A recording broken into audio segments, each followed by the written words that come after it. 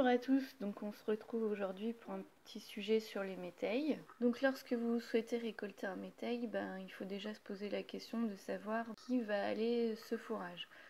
Donc si vous avez des animaux à fort besoin et que vous cherchez plutôt la qualité plutôt que la quantité, donc avec un objectif des 0,9 UF, et en fait il va falloir récolter assez tôt ces métailles.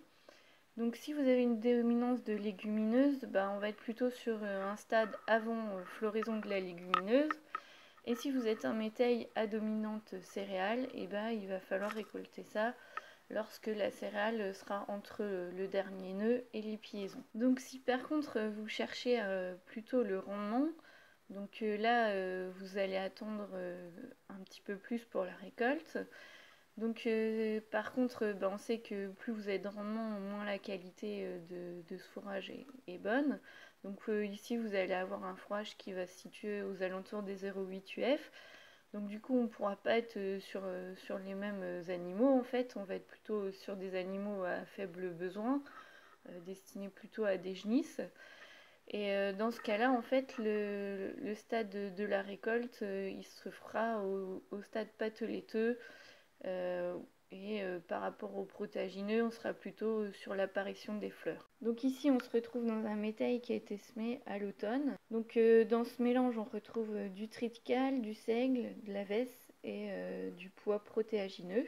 Donc par rapport au couvert, on voit qu'il est composé plutôt de 2 tiers de protéagineux et 1 tiers de céréales. Par rapport à la densité, on voit que on est quand même sur un métail qui est assez clair. D'habitude, le protéagineux a pris quand même plus d'espace.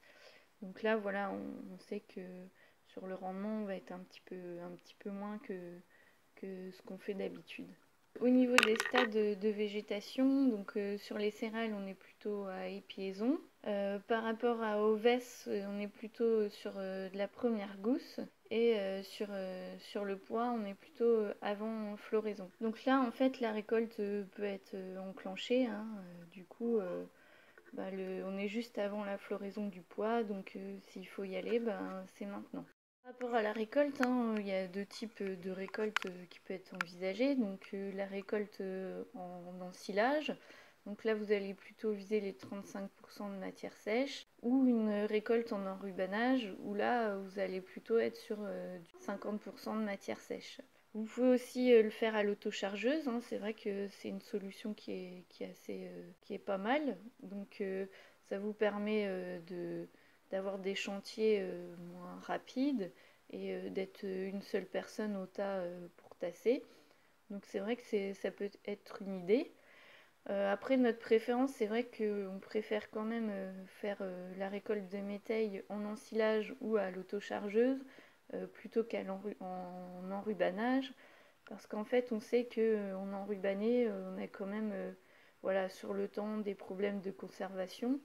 Donc l'enrubanage, c'est tout à fait possible, mais par contre, quand vous allez commencer à consommer vos stocks, il vaut mieux commencer par consommer vos bottes d'enrubané.